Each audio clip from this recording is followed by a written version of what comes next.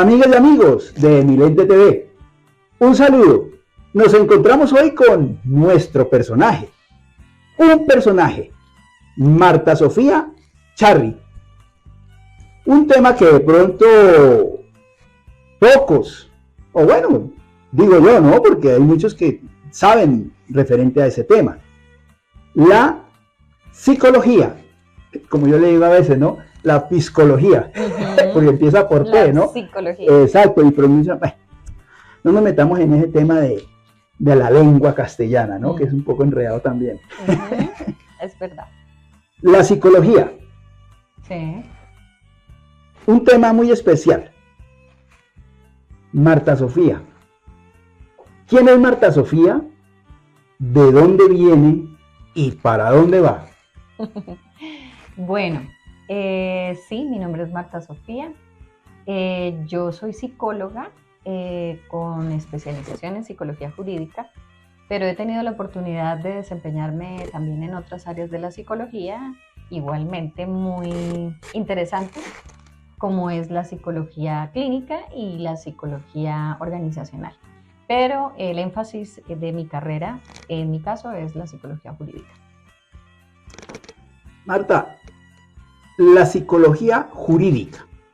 Vamos a hablar un poquito hoy de la psicología jurídica. ¿Para qué sirve? ¿En qué campo la practican? ¿Y quiénes son los beneficiados, digámoslo así, en la parte de la psicología jurídica? Cuéntanos un poquito relacionado sobre eso. Correcto. Bueno, la psicología jurídica se encarga de brindar apoyo y asesoría a todos los entes jurídicos, como la misma palabra lo indica. Por ejemplo, en medicina legal, en el INPEC, en bienestar familiar, en todos estos entes de control que hay en el país, nosotros somos un apoyo y podemos, damos conceptos, brindamos apoyo a través de nuestros conceptos y como un peritaje, digámoslo así. Podemos ser peritos en el área jurídica.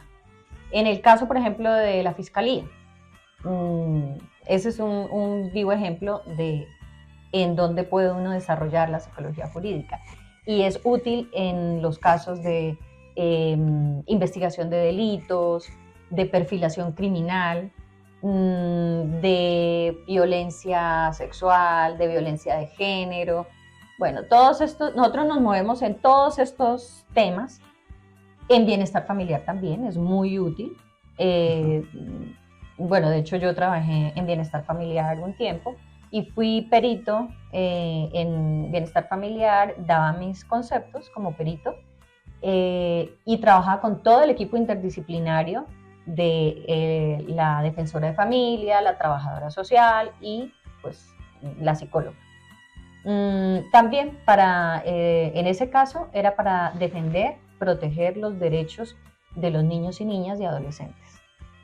Tiene muchos campos de acción la psicología jurídica. En la parte del concepto jurídico, ¿cómo es esa parte? Cuando ustedes emiten ese concepto jurídico, ¿es basado en qué o depende del problema o las circunstancias en que se den? Claro, depende de las circunstancias y la problemática.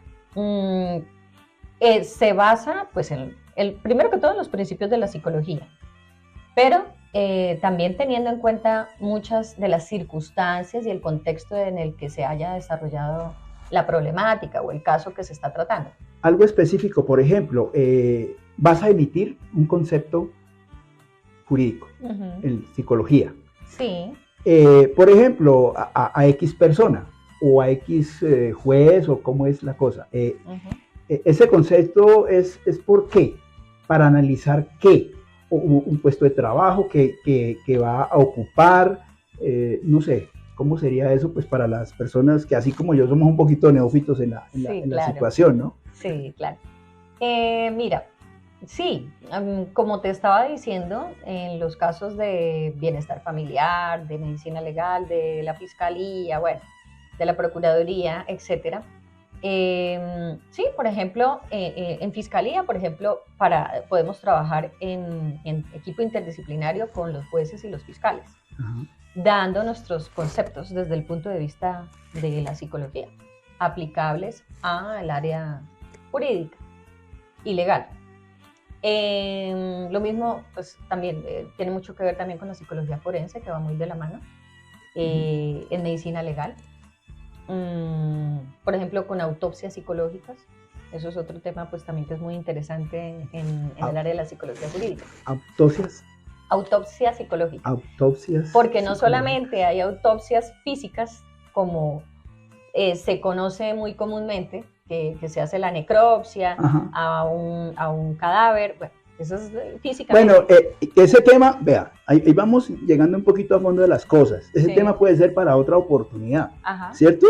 Interesantísimo. Y son cosas que la gente, las personas que están allá, nuestros amigos y amigas de Evidente TV, de pronto no desconocen un poquito, ¿no?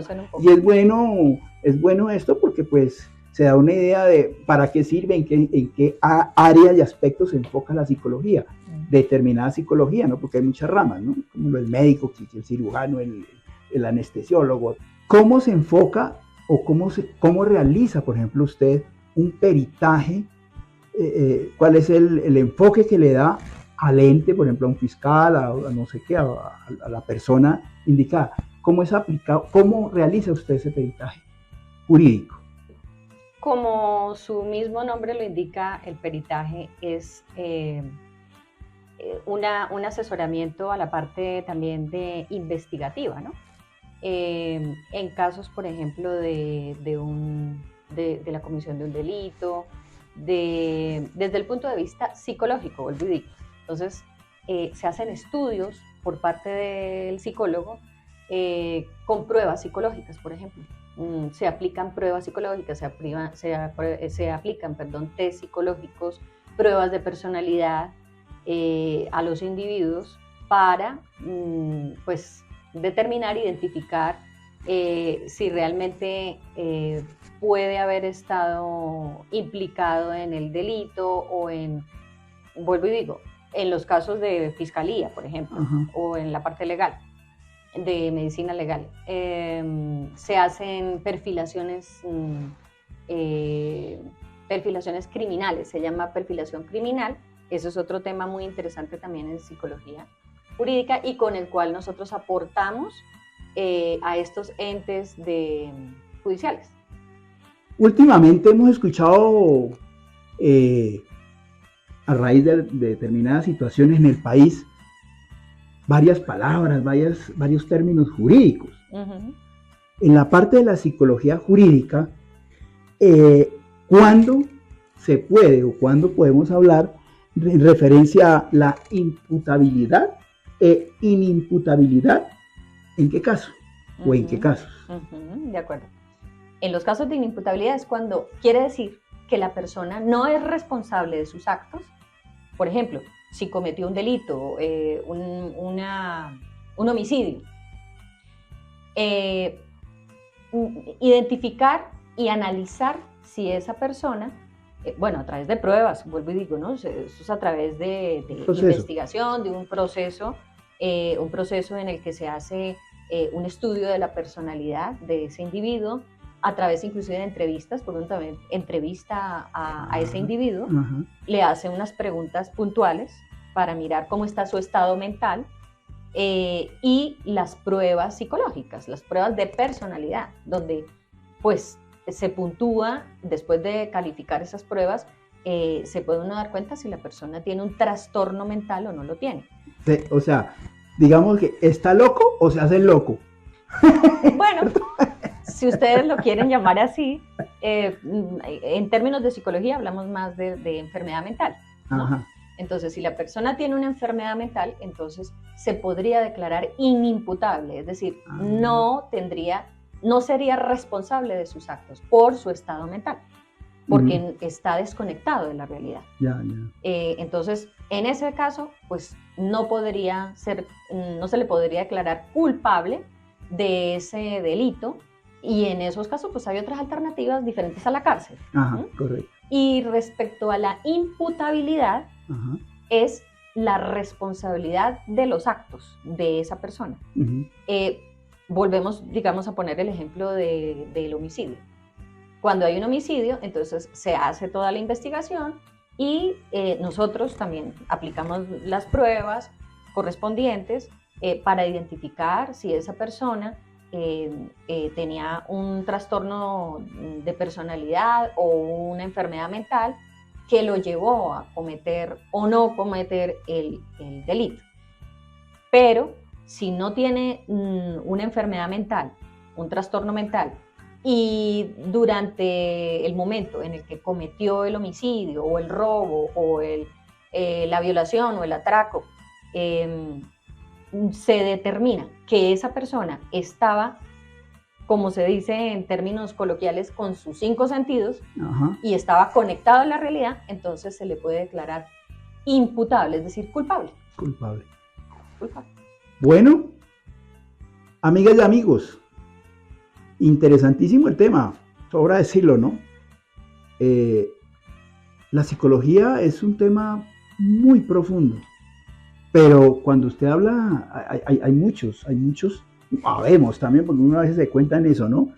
Que hablar de psicología quiere decir que es hablar de que la locura, no es cierto, ¿no, doctora? No, digamos que esos términos no se deberían utilizar, porque son peyorativos, son, digamos que es como juzgando de una manera a priori negativa a una persona que lo que tiene es una enfermedad, porque las enfermedades mentales son como cualquier otro tipo de enfermedad, ajá, como la diabetes, como la hipertensión, como la cirrosis, es una enfermedad, solo que es en la parte mental. En la parte mental. Y bueno, en este tema, mucha tela por cortar, ¿cierto, doctora? Muchísimo. Hay muchos temas interesantes desde el punto de vista de la psicología y específicamente de la psicología jurídica. Yo les decía, un personaje. Pasemos un tricito a otro plano, ya, ¿sí? Más adelante, ojalá se nos dé la oportunidad de ahondar en otros temas más importantes para que los que no conozcan, pues aunque sea, tengan algún conocimiento referente a ello. Claro que sí. Un día cualquiera, un domingo, un lunes, bueno, etcétera, ¿cuál es el desayuno? ¿Qué desayuna? ¿Mi desayuno? No, muy, digamos, trato de comer muy sano. Yo soy una persona que tengo muy en cuenta también la parte de la salud, no solamente mental, sino física. Entonces, pues me cuido bastante. Trato de desayunar cosas saludables, fruta, mucha fruta. No me puede faltar la porción de fruta y también una bebida caliente, siempre. O sea, cafecito o el chocolatico, los huevitos, que es la parte de la proteína. Cuando no consumo huevo, entonces lo reemplazo por otra cosa, que puede ser un trozo de cuajada, un trozo de queso, bueno, en fin. Yo soy como busco mucho el equilibrio también en esa parte de la salud física. La proteína, ¿no? O sea, tener una parte equilibrada en todo es muy básico y muy importante. De acuerdo. ¿Con qué pie se levanta? ¿Con qué pie me levanto? Pues la verdad no me he puesto a detallar eso. Uno a veces, yo me levanto y no sé, no tengo muy en cuenta con qué pie me levanté. Pero yo trato de que sea con el pie derecho, ¿no? Ah, yo iba a decir, o sea, ¿no interesa que sea con la derecha o con la izquierda? No, realmente yo no le doy mucha importancia a esas cosas. Ah, bueno, perfecto. Un tema trillado hoy en día es el abuso y el maltrato animal. Sí. La autora tiene mascotas. Yo tengo mascotas, sí, tengo varias mascotas, les cuento. Tengo una perrita muy consentida, tengo 2 gatos y tengo un conejo. Bueno, y hablando, ¿y cómo se lleva los 2 gatos, el perro y el conejo? Bien. A las mil maravillas. ¿En serio? Sí, claro. Bueno, y ahí como, o sea, le tiene el comedero para el perro, el comedero para los 2 gatos y el comedero para el conejo. Sí, ¿y alguno de esos llega y le quita al otro? Sí, claro. Mi perrita suele quitarle comida a los gaticos, va y les roba comida. Y los gatitos a veces se ponen bravos, pero realmente no. Al principio sí era bastante más difícil manejar esa parte, pero ya no le hacen nada, o sea, ellos ya se resignaron a que ella va y come de la comida de ellos también, a pesar de que ella se le pone aparte. Pero comida. Lo que yo no veo es que los gatos o el perro le estén robando la zanahoria al conejo. Ah, no, eso sí no. No, al conejo sí no, el conejito, él sí es ya allá aparte porque es más chiquito, sí. Está muy lindo porque nosotros lo cuidamos mucho en casa, pero sí toca tener más cuidado porque los gaticos son más amigos de ir a de pronto a pegarle el zarpazo. Ajá. Entonces yo trato de protegerlo más al conejo. Pero bueno, y cuando está, y cuando no está, esos se quedan solitos. No, pues yo le tengo una jaula al conejo, entonces él queda en su jaulita, resguardado, en una habitación aparte. Está por la noche. Sí, claro, y entonces no hay problema, porque ya los gaticos y la perrita, ellos sí se llevan bien y ya se toleran y ya socializan y ya conviven bien. Nosotros acá tenemos 2 gaticos, Fido y Fortunato. Qué lindo, son muy lindos, los gatos son hermosos. Chévere esa parte, ¿no? Eso también alegra el espíritu. Claro, por supuesto, animales. Las mascotas. Pero ¿qué me dice, doctora, referente a eso? Al maltrato animal, o sea, la gente, perdóneme, ahí sí la parte psicológica, yo no sé qué le pasó a la gente. Es verdad. Lamentablemente se ven muchos casos de maltrato y crueldad animal, sí. Y puede influir también la parte psicológica, ¿no? En esas personas que maltratan y que son crueles con los animales. Ahí hay que mirar también, ojo, ahí también va la parte de la psicología y específicamente la psicología jurídica. Porque digamos que en los perfiles de los psicópatas, ajá, que es un perfil criminal, uno lo que ve en los estudios que se les hacen a estos individuos es que han tenido un historial en la infancia de maltrato hacia las mascotas. O sea, han sido crueles con los animales. Y eso es un rasgo de los psicópatas. Ay, vean, interesantísimo. Otro tema que, vean, ahí para los animalitos, claro, y todo, más adelante se puede tratar ese tema también. Sí, o sea, es muy importante, muy interesante, ¿no? Por supuesto. ¿Cuál es el motor de su vida? Ay, el motor de mi vida, a ver, es mi profesión, me apasiona. Mi familia, para mí mi familia es muy, muy valiosa y muy importante en mi vida. Y mis mascotas también, claro. Mis mascotas son como parte de mi entorno y de mi familia también. Ah, bueno. Amigas y amigos de Mi Lente TV, un personaje. Nos veremos después. Hasta luego. Hasta luego.